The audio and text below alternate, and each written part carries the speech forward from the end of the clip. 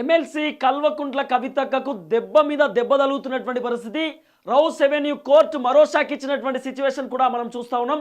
కవితక్కకు ఈ నెల 20 తారీఖు వరకు Rouse Avenue court special judge ఆమెను మొత్తానికి మళ్ళీ జ్యుడిషియల్ కస్టడీకి ఇచ్చినటువంటి పరిస్థితి.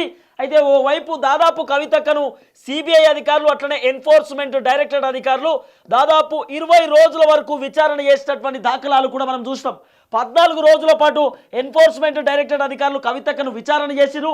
ఆ విచారణలో భాగంగా 12 ఫోన్లలో దాదాపు కవిత 9 ఫోన్లు మాత్రమే ఇచ్చే ప్రయత్నం చేసింది. మిగతా 3 ఫోన్లు కవిత ఏం చేసిందంటూ కూడా క్వశ్చన్ చేసేటటువంటి ప్రయత్నం చేసిరు. ఆ రోజు కవితక్క ఆ క్వశ్చన్స్ని దాటవేసేటటువంటి ప్రయత్నం చేసింది. ఒక్క క్వశ్చన్కి కూడా సరైనటువంటి సమాధానం కూడా కవిత చెప్పనటువంటి సిచ్యువేషన్ కూడా మనం చూసినాం. తర్వాత సిబిఐ అధికారులు కవితక్కను మళ్ళీ అరెస్ట్ చేసిరు. దాదాపు అరెస్ట్ చేసి 6 రోజుల పాటు విచారణ చేసేటటువంటి ప్రయత్నం చేసిరు. ఆ 6 రోజులలో కవితక్కను సుమారు వాళ్ళు ఒక 10 నుండి 15 క్వశ్చన్స్ అడిగేటటువంటి ప్రయత్నం చేసిరు. ఈ 10-15 క్వశ్చన్స్లో కవితక్క ఏ క్వశ్చన్స్కి కూడా సరైనటువంటి సమాధానం చెప్పనటువంటి దాఖలాలు కూడా మనం చూసినాం. అయితే ఇదే అంశానికి సంబంధించి మళ్ళీ ఈడీ అధికారులు సిబిఐ అధికారులు రౌస్ ఎవెన్యూ కోర్టుకు మళ్ళీ మాకు విచారణకు ఇవ్వాలంటూ కూడా కవితక్కకు సంబంధించిన అంశంలో రౌస్ ఎవెన్యూ కోర్టుకు ఈడీ సిబిఐ 2 కూడా కోరే ప్రయత్నం చేస్తే కోర్టు మాత్రం సంచలనమైనటువంటి తీర్పునిచ్చేటటువంటి ప్రయత్నం చేసింది. దాదాపు ఈ నెల 20 తారీఖు వరకు అంటే సుమారు వారం రోజుల వరకు ఎమ్మెల్సీ కల్వకుంట్ల కవితక్కను రౌస్ ఎవెన్యూ కోర్టు విచారణ చేయొచ్చు అంటూ కూడా ఒక కీలకమైనటువంటి అంశాన్ని తెరపైకి తీసుకొచ్చేటటువంటి ప్రయత్నం చేసింది. ఈ రోజు నుండి కవితక్కకు విచారణ స్టార్ట్ కాబోతుంది. అయితే ఇక్కడ జరుగుతున్నటువంటి పరిణామం ఏందనేది కొద్దిగా బ్రీఫ్గా చెప్పేటటువంటి ప్రయత్నం చేస్తా. అయితే గతంలో కవితక్కను సుమారు 100 క్వశ్చన్స్ అడిగారు. ఈ 100 క్వశ్చన్స్లో 100 కోట్ల రూపాయలు ఆమ్ ఆద్మీ పార్టీకి నువ్వు ఇచ్చినవా లేదా, నీకు అరుణ్ రామచంద్ర పిల్లైకి సంబంధం ఏంటి, నీకు అరవింద్కి సంబంధం ఏంటి, అంటే ఎవరైతే ఆయన ఉన్నాడు కదా ఢిల్లీ సీఎం అరవింద్ కేజ్రీవాల్కి సంబంధం ఏంటి, నీకు సమీర్ మహేంద్రకు సంబంధం ఏంటి, నీకు అదే తర్వాత సుకేష్ చంద్ర అనేటటువంటి వ్యక్తికి సంబంధం ఏంటి, నువ్వు నిజంగానే ఢిల్లీలో లిక్కర్ పాలసీ నువ్వే రూపొందించమని చెప్పినవా, నువ్వే సజెషన్స్ ఇచ్చినవా, సౌత్ గ్రూప్ని నువ్వే ఫామ్ చేయమని చెప్పినవా, లేకపోతే ఈ సౌత్ గ్రూప్కి సంబంధించి అంటే అరుణ్ రామచంద్ర పిల్లై, దినేష్ అరోరా, అరుణ్ అరోరా, మాగంట్ల గోపి వీళ్ళందరూ ఉన్నారు, అభిషేక్ బోయిన్పల్లి వీళ్ళందరూ ఉన్నటువంటి నేపథ్యంలో వీళ్ళతో నీకు ఎట్లా సత్సంబంధం ఏర్పడ్డది, నువ్వు ఒబెరాయ్ హోటల్లో నిజంగానే లిక్కర్ పాలసీని రూపొందించిరా, మీకు సంబంధించి ఢిల్లీకి సంబంధించిన లిక్కర్ పాలసీలో 7 రిటైర్ జోన్లు మీకు వచ్చినాయా లేదా, మీకు ప్రతి ఏటా అంటే సంవత్సరానికి దాదాపు నీకు 1000 కోట్ల రూపాయలు నీ అకౌంట్లో పడుతుందా లేదా లిక్కర్కి సంబంధించిన అంశంలోని ప్రతి అంశం పైన ఈడీ సిబిఐ కవితక్కను క్వశ్చన్ చేసేటటువంటి ప్రయత్నం చేసిరట.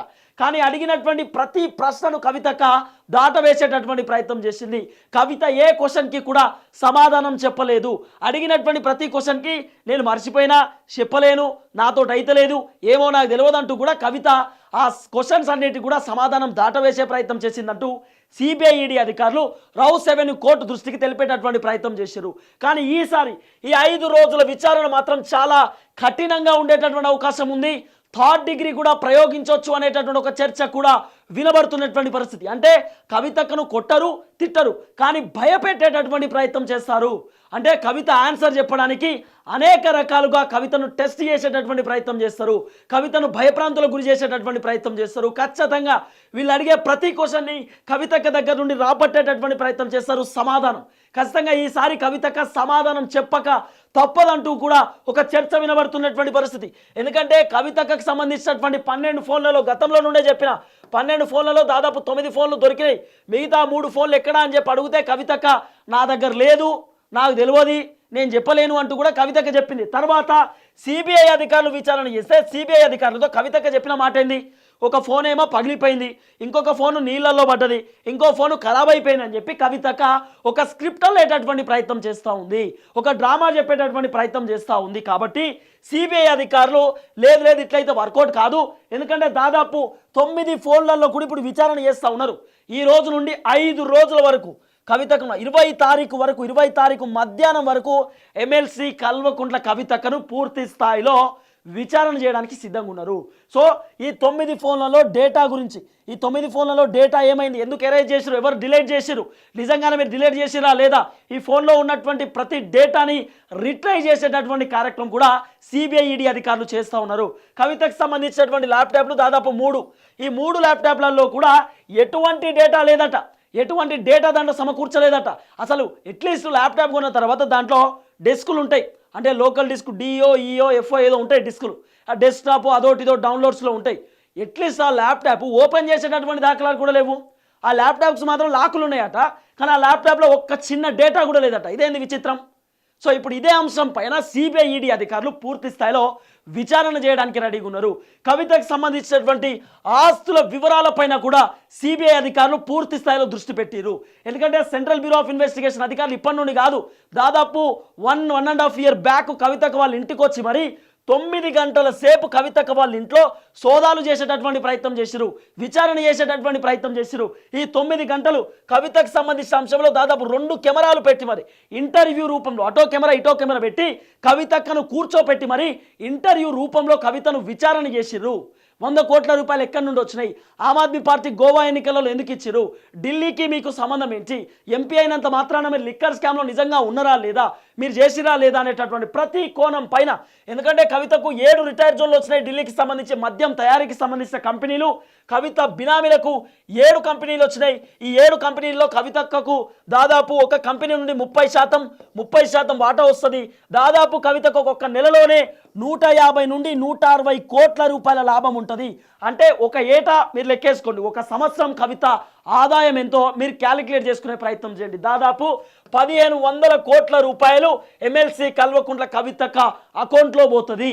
అంటే కేవలం ఢిల్లీ లిక్కర్కి సంబంధించినటువంటి అంశంలో కవితకు వస్తున్నటువంటి ఆమ్దాన్, ఆమెకు వస్తున్నటువంటి ఆదాయం 1500 కోట్ల రూపాయలు. అంటే అఫీషియల్గా కవితకు సంబంధించిన ఆస్తి మాత్రం 700 కోట్లు అని చెప్పి కొంత వినబడుతున్నటువంటి చర్చ. ఆమెకు సంవత్సరంలో 1500 కోట్ల రూపాయల ఆదాయం వస్తూ ఉంటే, అంటే దాదాపు 7 కంపెనీలలో ఒక్కొక్క కంపెనీ నుండి వాటా 30 కోట్ల రూపాయలు వస్తూ ఉంటే 1500 కోట్లు కవితకు సంవత్సరం ఆదాయం వస్తూ ఉంటే ఇంకేం బాధ ఉంటుందండి.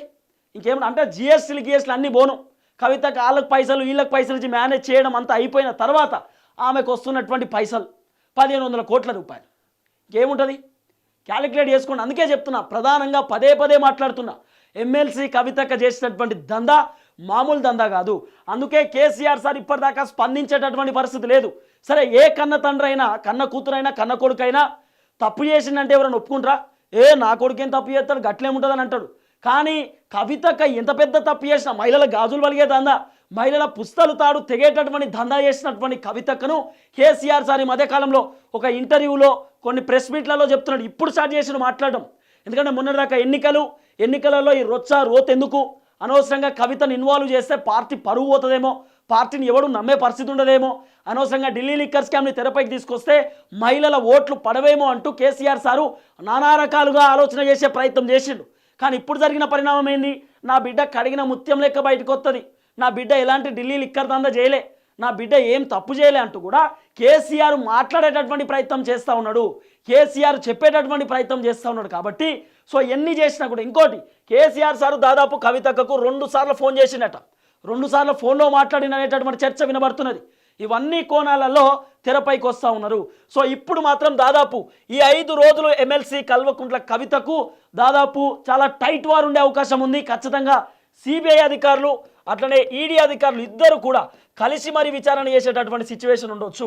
ఈ సిబిఐ అధికారులలో దాదాపు 2 మహిళలు, ఈడీలో 2 మహిళలు, అంటే 4 మహిళా ఆఫీసర్లు ఎమ్మెల్సీ కవితను విచారణ చేసేటటువంటి సిచ్యువేషన్ ఉండొచ్చు. 3rd డిగ్రీ కూడా ప్రయోగించేటటువంటి అవకాశం ఉంది అని చెప్పి చర్చ వినబడుతున్నది. ఎందుకంటే ఎవరైనా తప్పు చేస్తే చెప్పరా బాబు తప్పు చేసినవా లేదా అంటే, అడిగిన 100 క్వశ్చన్ సేమ్ క్వశ్చన్, చేసినవా లేదా, తప్పు చేసినవా లేదా, తప్పు చేసినవా లేదా 100 సార్లు అడిగినప్పుడు చేయలే సార్ అని అటు చెప్తుండంటే మీరు నిజంగానే చేసినా లేదా కావాలని అట్లా చెప్తుండా, మనం మంచిగా అడుగుతున్నాం కాబట్టి వాడు మంచిగా చెప్తుండేమో, మనం రూడ్గా పోదాం, వాని దగ్గర నుండి ఏ ఆన్సర్ వస్తుందో చూద్దాం అన్నట్టుగా వీళ్ళు కూడా అంతే. 3rd డిగ్రీ ప్రయోగిస్తే కవిత చెప్పేటటువంటి వాస్తవాలు ఏందో చూద్దాం. ఆ 3rd డిగ్రీ కూడా కొట్టడం తిట్టడం కాదు, భయపెడతారు, భయప్రాంతులకు గురి చేస్తారు. వాళ్ళు ఎట్లా భయప్రాంతం. ఫర్ ఎగ్జాంపుల్ చెప్తా, నేను ఒక టీచర్ కొట్టలే, కానీ కొడతా అని బెదిరిస్తుంది. అంటే ఆమె ఏమంటది, నేను నిన్ను కొట్టగలుగుతా అని చెప్పి బెదిరించే ప్రయత్నం చేస్తుంది. సేమ్ ఇక్కడ కూడా అదే జరగవచ్చు. నేను నిన్ను కొట్టగలుగుతా, నేను థర్డ్ డిగ్రీ పెట్టగలుగుతా, నేను ఏదైనా చేయగలుగుతాము, మీరు ఆన్సర్ చెప్పండి అంటూ కూడా అట్లా బెదిరించేటటువంటి అవకాశం ఉండొచ్చు. ఆ విధంగా ఆన్సర్స్ రాబట్టించేటటువంటి అవకాశం కూడా ఉండొచ్చు అనేటటువంటి ఒక చర్చ వినబడుతున్నది. కాబట్టి ఎట్టి పరిస్థితులలో ఎమ్మెల్సీ కవితక్కను థర్డ్ డిగ్రీ పెట్టి మరి ఈసారి ప్రతి క్వశ్చన్స్కి జవాబులు రాబట్టేటటువంటి అవకాశం ఉండొచ్చు. ఎందుకంటే 8,000 పేజీల చార్జ్ షీట్ దాఖలు చేశారు కవితక్క పైన. ఈ 8,000 పేజీలకు సంబంధించిన చార్జ్ షీట్ విషయంలో కూడా కవితను విచారణ చేసేటటువంటి ప్రయత్నం చేయవచ్చు. ఈ చార్జ్ షీట్లో శరత్ చంద్రారెడ్డి ఉన్నాడు, అరబిందో ఫార్మా కంపెనీ ఎండి, తర్వాత దినేష్ అరోరా ఉన్నాడు, సుకేష్ అరోరా ఉన్నాడు. వీళ్ళందరూ కూడా మొత్తం కవితకు సంబంధించినటువంటి బ్యాచ్ అంతా సుమారు 22 మంది వీళ్ళందరూ ఉన్నటువంటి పరిస్థితి. తర్వాత ఈ మధ్య కాలంలో ఇంకో వ్యక్తి వచ్చిండు, ఏది 100 కోట్ల రూపాయలు ఆ గోవా ఎన్నికలలో ఆమ్ ఆద్మీ పార్టీకి క్యాష్ రూపంలో ఇచ్చినటువంటి ఆ చౌహాన్ అనుకుంటా, దినేష్ చౌహాన్ అనుకుంటా ఆయన పేరు, నాకు తెలిసి ఆ దినేష్ చౌహానో సంథింగ్, ఆయన పేరు కూడా తెరపైకి వచ్చింది. ఆయనని కూడా ఈ చార్జ్ షీట్లో పొందుపరిచేటటువంటి ప్రయత్నం చేశారు. తర్వాత ఏది సమీర్ మహేంద్రకు సంబంధించినటువంటి ఇండో స్పిరిట్ కంపెనీలు కూడా ఈ చార్జ్ షీట్లో పొందుపరిచేటటువంటి ప్రయత్నం చేసిరు. తర్వాత కవితకు సంబంధించినటువంటి కీలకమైన వాళ్ళ భర్త పేరు కూడా ఈ చార్జ్ షీట్లో పొందుపరిచిరు, వాళ్ళ పిఆర్ఓ పేరు కూడా ఈ చార్జ్ షీట్లో పొందుపరిచిరు అనేటటువంటి ఒక చర్చ వినబడుతున్నది. కవిత తర్వాత కవిత వాళ్ళ భర్త అనిల్ ఉన్నాడు కదా, అనిల్ కుమారో అనిల్ రావో, ఈ అనిల్ రావుని కూడా విచారణ చేసేటటువంటి సిచ్యువేషన్ ఉండవచ్చు. కవిత వాళ్ళ అల్లుడిని కూడా విచారణ చేసేటటువంటి ప్రయత్నం చేయవచ్చు. కవిత వాళ్ళ పిఆర్ఓని కూడా విచారణ చేసేటటువంటి ప్రయత్నం చేయవచ్చు అంటూ కూడా చర్చ వినబడుతున్నటువంటి పరిస్థితి. 5 రోజుల పాటు ఎమ్మెల్సీ కవితను మాత్రం పూర్తి స్థాయిలో విచారణ చేయబోతున్నారు. అనేక కోణాలలో విచారణ చేయడానికి రెడీ అవుతున్నటువంటి పరిస్థితి. ఒకవేళ ఆమె సమాధానం చెప్పలేకపోతే థర్డ్ డిగ్రీ ప్రయోగించవచ్చు అనేటటువంటి ఒక చర్చ వినబడుతున్నది. ఎట్టి పరిస్థితులలో ప్రతి క్వశ్చన్ని అడిగేటటువంటి ప్రయత్నం చేస్తారు సిబిఐ ఈడీ అధికారులు. ఒకవేళ కవిత చెప్పలేకపోతే ఖచ్చితంగా ఆ స్టేట్మెంట్ రికార్డ్ చేసి మళ్ళీ రౌస్ అవెన్యూ కోర్టుకు ముందుకు తీసుకుపోయే ప్రయత్నం చేస్తారు. కవిత చెప్పేటటువంటి ప్రతి మాటని, ఆమె చెప్పేటటువంటి ప్రతి అంశాన్ని క్షుణ్ణంగా కెమెరాలో పొందుపరుస్తూ, కెమెరాలో రికార్డ్ చేస్తూ ఆ కెమెరా ఫుటేజ్ని Rouse Avenue court special judge ముందు కూడా పెట్టేటటువంటి ప్రయత్నం సిబిఐ అట్లనే ఎన్ఫోర్స్మెంట్ డైరెక్టరేట్ అధికారులు. సో 24వ తారీఖు కవితకు సంబంధించిన జనరల్ బెయిల్ ఉంది. సో 24వ తారీఖు పూర్తి స్థాయిలో విచారణ అయిపోయిన తర్వాత కోర్టు ముందు ప్రవేశపెట్టొచ్చు అనేటటువంటి ఒక చర్చ కూడా వినబడుతున్నటువంటి పరిస్థితి. చూడాల్సిన అవసరం ఉంటుంది.